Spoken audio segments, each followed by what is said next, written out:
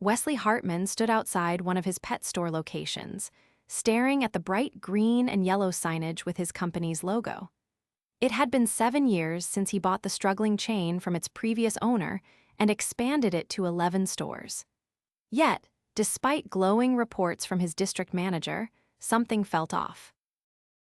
Customer complaints had been creeping up, and online reviews mentioned rude employees and unhelpful service. He'd built this company on the promise of a welcoming environment for pet owners, but was that still true? Frustrated, Wesley decided to see for himself. With a trimmed beard, glasses, and a slightly different haircut, he looked nothing like the CEO whose face appeared in company newsletters. He dressed in a plain hoodie and jeans, disguising himself as a customer just passing through. No one at this specific location had ever met him in person. He usually dealt with managers and executives, not store-level employees. As he stepped inside, the scent of pet food and hay filled the air. The store was tidy at first glance, but something was off. The employees barely acknowledged him. Only one cashier worked the front, while 2 others stood behind the counter, chatting. He wandered the aisles, observing. A teenage employee struggled to lift a heavy bag of dog food while a co-worker ignored him. A customer near the aquarium section looked utterly lost, waiting for help that wasn't coming. Then a woman entered with a baby in a stroller. The child fussed, his cries echoing through the store. One of the employees at the register, a tall guy with a name tag that read Travis, groaned loudly. "Lady, you gotta take that baby outta here," he said, shaking his head. "We don't need the noise." The woman froze. "Excuse me." Travis crossed his arms. Said, "If your kid's gonna scream, you need to leave. Customers don't want to hear that." Wesley's stomach tightened. The woman looked around, clearly embarrassed. "I just need some cat food. I'll be quick." "I don't care," Travis shot back. "Come back when the baby's quiet." Wesley stepped forward, his voice controlled but firm. "That's not how you treat customers." Travis turned, sizing him up. "Mind your business, man." "I am," Wesley said, "because I'm a customer too, and I don't like seeing other customers treated this way." Another employee, a young woman with a ponytail her name tag read Mia, hurried over. "I'm so sorry, ma'am," she said to the mother. "You're welcome to shop here. Let me help you find what you need." Travis scoffed. "You're just gonna reward her kid for screaming." Mia shot him a glare. "It's a store, Travis, not a library." The mother hesitated, then gave Mia a grateful nod. Wesley's hands clenched. He wanted to fire Travis on the spot, but he needed to see more before revealing himself. For now, he watched. And he wasn't leaving until he got the full truth. Wesley moved deeper into the store, his focus sharp. He needed to see how the employees handled their jobs beyond just the front counter. His company had built a reputation on excellent customer service that was supposed to be their edge over big box competitors. If things were slipping, he had to figure out why. He watched as Mia guided the mother toward the cat food section, her tone patient and warm. She pointed out different brands, explaining their benefits. Wesley noted her attentiveness. She clearly cared about the customers. That was the kind of employee he wanted in his stores. Travis, on the other hand, had returned to leaning against the counter, scrolling through his phone. The other cashier, a lanky guy with shaggy hair, nudged him and muttered something with a chuckle. Travis snorted in response but didn't look up. Wesley approached the reptile section, where a man in a baseball cap stood by the glass enclosures, frowning at a row of bearded dragons. The customer glanced around, clearly searching for help. Minutes passed, no one came. Wesley spotted an employee stocking shelves nearby. She wore a name tag that read Jasmine. He waited to see if she noticed the customer. She didn't. Finally, Wesley approached her. "Hey, I think that guy over there needs some help." Jasmine barely glanced up from the row of bags she was organizing.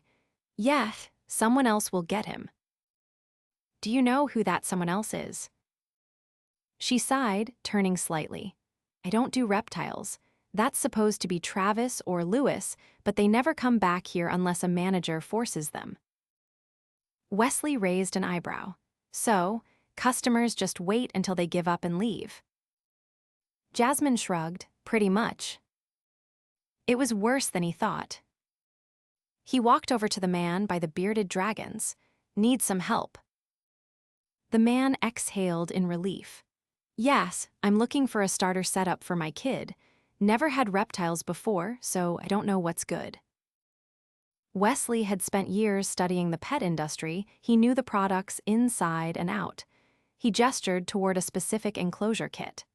This one has everything you need: heat lamp, proper substrate, good ventilation. It's a solid choice for a first-time owner. The man nodded appreciatively. That's exactly the kind of info I was hoping to get. He glanced over his shoulder. Do you work here? Wesley smiled slightly. Just a customer today. The man shook his head with a chuckle. Well, you know a hell of a lot more than the people who do. That hit harder than Wesley expected. This wasn't just a lazy employee problem, it was a failure in training, leadership, and accountability. If employees didn't know the products, they couldn't provide value to customers. As the man grabbed the enclosure kit, Wesley spotted Mia returning to the front with the mother, who now had a small bag of cat food in her cart. Then Travis spoke again. Seriously, you're still here? The mother tensed, her hands tightening around the stroller handle. Mia shot Travis a look. She's buying something, like every other customer. Travis scoffed. Bet she's gonna complain about me. People like that always do. The mother's face reddened. Wesley had seen enough. He stepped forward, his voice calm but firm. You don't belong in customer service. Travis turned toward him, eyes narrowing. What's your problem, man? My problem, Wesley said, is that you're driving customers away. You're disrespectful, dismissive, and you don't care about the job you're being paid to do. Travis let out a short laugh. Who even are you, some wannabe manager? Wesley pulled off his glasses and met Travis's gaze. Own this company. Silence. Mia's eyes widened. Jasmine froze near the shelves. The shaggy-haired cashier visibly paled. Travis blinked. What? Wesley didn't let him finish. You're done here. Get your things and leave. Travis scoffed, but there was uncertainty behind it now. You can't just. I can, Wesley said, and I have. Travis hesitated for a second, then shook his head with a muttered curse. He shoved his phone into his pocket and stomped toward the back, slamming open the employee door. Wesley turned to Mia. Thank you for stepping in. I saw how you handled that situation. You did the right thing. She exhaled. I hate seeing people treated like that. Wesley nodded. That's the kind of attitude this company needs. The mother, still stunned, looked from Wesley to Mia. I really appreciate what you did, she said quietly. I just wanted to get pet food, not be humiliated. That won't happen again, Wesley assured her. She offered a small nod before heading toward the register. Wesley turned back to the remaining employees. I need to speak with all of you. Jasmine shifted uncomfortably. The shaggy-haired cashier looked ready to disappear. Wesley's voice was steady. This store is failing its customers. I saw it firsthand today. Employees ignoring people who need help. A complete lack of product knowledge. And worst of all, open disrespect toward paying customers. Mia swallowed hard. It's been like this for a while. Jasmine hesitated, then sighed. Yeah, ever since the last manager left, nobody really cares anymore. Everyone just does the bare minimum. Wesley nodded slowly. That changes today. Wesley stood near the register, taking in the employees' reactions. Mia looked nervous but determined. Jasmine avoided eye contact, clearly uneasy. The shaggy-haired cashier, whose name tag read Lewis, shifted from foot to foot as if debating whether to speak. He let the silence linger for a moment before addressing them. "I need to understand something," Wesley said. "Do any of you actually want to be here?" Mia nodded immediately. Jasmine hesitated, then gave a small shrug.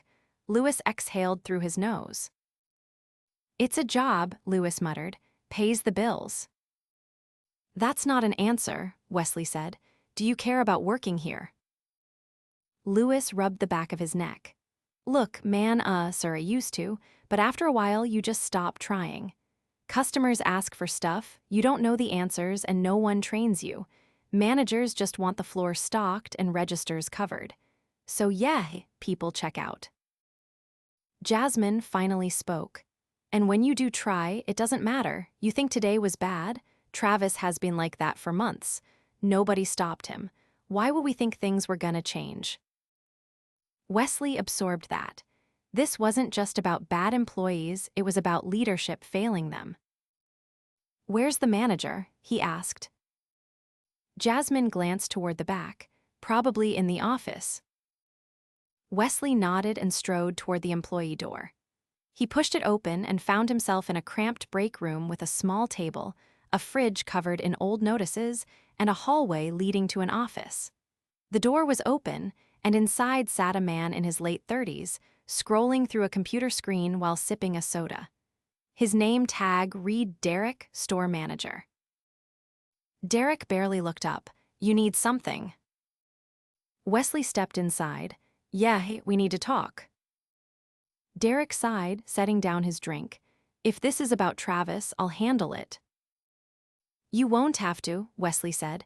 "Already fired him." That got Derek's attention. He blinked a few times, then leaned back in his chair. "You fired him?" "I own this company," Wesley said, "and I just spent the last hour watching my store fall apart." Derek straightened. "Wait, you're—" "Yes," Wesley cut in, "and I need an explanation. How did it get this bad?" Derek rubbed his forehead. "Look, I get it. Things aren't perfect. But we're understaffed, corporate keeps cutting hours, and I'm barely holding this place together." Wesley folded his arms. "I didn't cut hours. Staffing decisions come from the district manager, and as far as I know, this location has the same budget as any other." Derek's jaw tightened. "Then maybe you should ask where that budget's actually going." That caught Wesley off guard. "Explain." Derek leaned forward. "Our district manager, Carl, has been trimming every store's payroll to make bonus targets. He tells us we have to make do with fewer hours, so we get skeleton crews during shifts. And when we ask for more, it's always not in the budget." Wesley clenched his jaw. Carl had been with the company since before the acquisition. If he was manipulating numbers to make himself look good, it explained a lot. Derek continued. "I don't like how things are, but I can't change it. I'm just trying to keep this place from falling apart." "That's not an excuse for ignoring bad behavior," Wesley said. "Travis should have been dealt with a long time ago." Derek exhaled. "Yeah, you're right. I let things slide because I was picking my battles, but I should have handled it." Wesley studied him. "Do you want to fix this?" Derek nodded. "Yeah, I do." "Then we start now." Wesley turned toward the break room. "Gather the staff, we're making changes." Within minutes, the employees stood in a loose circle near the register. Mia and Jasmine looked cautious. Lewis leaned against a shelf. Wesley addressed them all. "Here's how this works. Nobody's coasting anymore. If you don't want to be here, tell me now, and we'll part ways." Nobody moved. "Good," Wesley said. "Because things are changing. First, better training. You can't help customers if you don't know the products. So starting next week, mandatory product knowledge sessions. Everyone learns, no exceptions." Jasmine looked surprised. "Actual training?" "Yes," Wesley said, "and Derek's going to enforce it." Derek gave a firm nod. Second, Wesley continued, customer service is non-negotiable. If you treat people poorly, you don't belong here. That applies to everyone. Mia looked relieved. Lewis exhaled slowly, as if realizing things were about to get serious. Wesley glanced at Derek. And third, no more excuses. If payroll is being manipulated, I'll deal with Carl personally. But this store needs to start running the way it was meant to. Derek nodded, understood. Wesley looked at each employee. You have a chance to turn this around. If you want to be part of that, step up. If not, let me know now. Silence, then Mia squared her shoulders. I'm in. Jasmine hesitated, then sighed. Yeah, I'll give it a shot. Lewis scratched his head. Guess I'll see what happens. Wesley turned to Derek. Make sure it happens. Derek met his gaze. I will. Wesley nodded. Then let's get to work. The weight of the moment settled over the store as the employees absorbed what had just happened. The reality of working under a CEO who had just gone undercover to witness their performance firsthand was sinking in. Some looked uncertain, others determined, but no one could deny that things were about to change. Wesley didn't waste time. He turned to Derek and asked how schedules were being managed. Derek admitted that since Carl had been cutting payroll, shifts had been stretched thin, often leaving the store understaffed during peak hours. Wesley made it clear that was about to be corrected. Derek got to work immediately, pulling up the store's scheduling system. Wesley stood behind him as he adjusted the upcoming shifts, making sure peak hours were properly covered. Employees who had been struggling to keep up would finally have support. Jasmine, who had been hesitant about the changes, leaned against the counter and watched. Wesley caught her eye and asked what she thought would improve the store. She sighed and admitted that without proper training, most employees just guessed when customers asked for help. She had been thrown into work without any real guidance and had picked up what little she knew on her own. Lewis, who had been quiet for most of the discussion, finally spoke up. He mentioned that the store's inventory system often showed items in stock that weren't actually there, which led to frustrated customers. Derek confirmed that there had been ongoing issues with shipments not matching what was recorded in the system. Wesley made a note to have corporate look into the supplier contracts and warehouse tracking. Mia, still energized from standing up to Travis earlier, suggested that the store needed a better way to highlight employees who actually cared about customer service.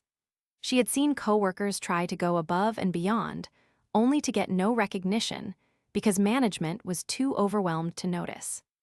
Wesley agreed and told Derek to start implementing a system where employees could be acknowledged for excellent service. As they talked, a customer approached, looking hesitant. She had been browsing near the dog food aisle and had likely overheard the earlier exchange with Travis. She asked if anyone could help her find a specific brand her veterinarian had recommended. Before Derek or Wesley could respond, Mia stepped forward. She walked the customer to the aisle and explained the differences between the available options. Within moments, the customer relaxed, clearly appreciating the attention. Jasmine, watching the interaction, muttered that it wasn't hard to help people, it was just that no one had been expected to before. Wesley turned to her and asked if she wanted to be part of the new training approach. She hesitated, but then nodded. If things were going to improve, she wanted to be involved. While Derek continued working on the schedule, Wesley took a moment to observe the store. The tension of the earlier confrontation had faded, replaced by a cautious but growing sense of purpose. Employees who had felt disconnected from their roles were now realizing they had a chance to be part of something better. After making sure immediate corrections were underway, Wesley stepped aside to call corporate. He instructed his HR team to review Carl's payroll decisions across all locations. If he had been cutting hours to boost his own numbers, it wasn't going to continue. By the time Wesley ended the call, Derek had finished adjusting the schedule, ensuring that the store would have enough staff at key times. Employees were now starting to ask each other product-related questions, realizing they would need to improve their knowledge. Before leaving, Wesley gathered the staff one last time. He told them that this wasn't just about one bad employee, it was about setting a new standard. He expected them to hold each other accountable and to take pride in their work. If they did, they would have his full support. As he walked to the exit, he passed the mother who had been mistreated earlier. She had finished her shopping and was heading out with her stroller. She stopped and gave him a small nod of appreciation. Wesley returned the nod and stepped outside. This was only the beginning, but it was the right start. Wesley stepped out into the brisk evening air, his mind already sorting through the next steps. The store was on the right track, but systemic problems didn't vanish overnight. What he had seen today was just a microcosm of what could be happening across the entire company. If Carl had been manipulating payroll at one store, it was likely he had been doing it elsewhere. As he reached his car, he pulled out his phone and called his COO, Daniel Reeves. The man picked up after the second ring, his voice sharp with curiosity. Wesley got straight to the point. He detailed everything he had witnessed: the employee mistreatment, the lack of training, the payroll cuts.